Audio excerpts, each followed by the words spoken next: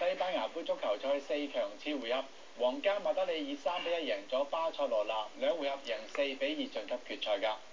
而亞洲聯賽冠軍杯，廣州恒大喺 F 組嘅分組賽，主場3-0贏咗日職嘅浦和紅鑽。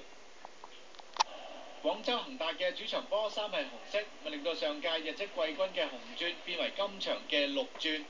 由意大利教頭納比帶領嘅恒大係上屆唯一喺小組賽晉級嘅中超球隊。穆里奇連過2關之後傳出巴里奧斯射入，